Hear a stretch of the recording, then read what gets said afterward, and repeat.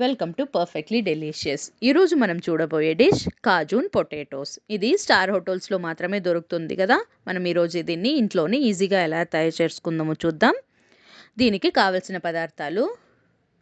ఇప్పుడు దీని తయారీ కోసము స్టవ్ ఆన్ చేసి కుక్కర్లో నేను తీసి పెట్టుకున్న బంగాళాదుంపలు, ఇందులోనే ఒక గ్లాస్ నీళ్లు, తగినన్ని ఉప్పు వేసి కలిపి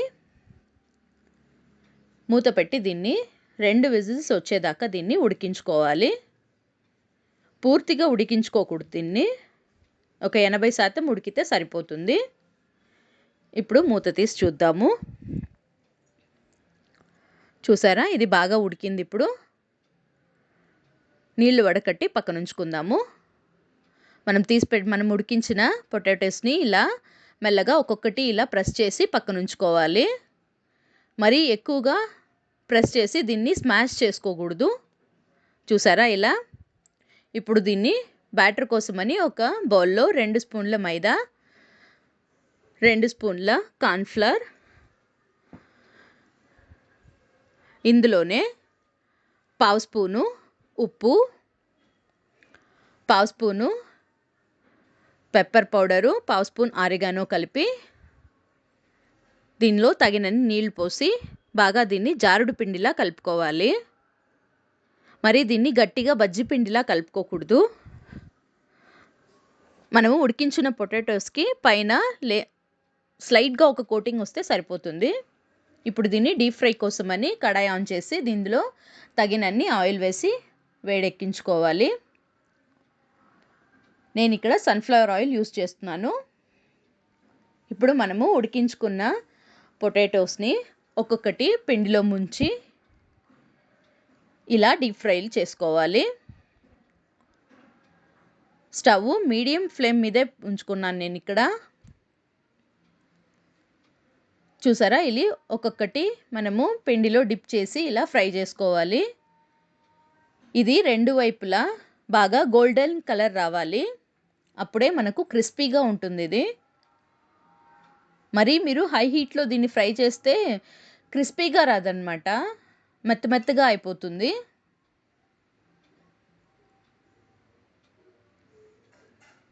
చూసారా, ఇలా జాగ్రత్తగా 2 వైపులా కలిపి గోల్డెన్ ఫ్రై వచ్చేదాకా దీన్ని ఫ్రై చేసి పక్కన ఉంచుకోవాలి. ఇప్పుడు నేను ఫ్రై అయిన పొటాటోస్ని ఒక ప్లేట్లో తీసుకుంటున్నాను.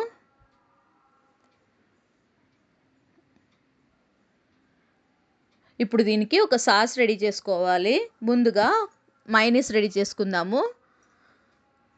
దీనికి ఒక మిక్సీ జార్లో 2 రెమ్మల వెల్లుల్లిపాయలు, 1/2 స్పూన్ షుగరు, 1/2 స్పూను ఉప్పు, 1/2 స్పూను పెప్పర్ పౌడరు కలిపి ఒకసారి దీన్ని పల్స్ మోడ్లో 10 సెకండ్స్ దీన్ని గ్రైండ్ చేసుకోవాలి. ఇందులోనే మనం తీసి పెట్టుకున్న 1/2 కప్పు పాలు వేసి ఒకసారి పల్స్ చేసుకుందాము. దీన్ని ఎక్కువగా గ్రైండ్ చేయాల్సిన అవసరం లేదు. పల్స్ మోడ్లోనే చేసుకుంటే సరిపోతుంది. మనం వేసిన పాలు కూడా ఒకసారి కలిపి ఇప్పుడు ఇందులో మనం తీసి పెట్టుకున్న నూనె కొద్దిగా వేసి పల్స్ మోడ్లో 10 సెకండ్స్ దీన్ని పల్స్ చేసుకోవాలి. ఇందులో ఒకేసారి నూనె వేస్తే మనకు మయోనీస్ గట్టి థిక్నెస్ రాదన్నమాట ఇందులో. చూసారా, ఇప్పుడు ఇంకొంచెము నూనె యాడ్ చేస్తున్నాను ఇందులో.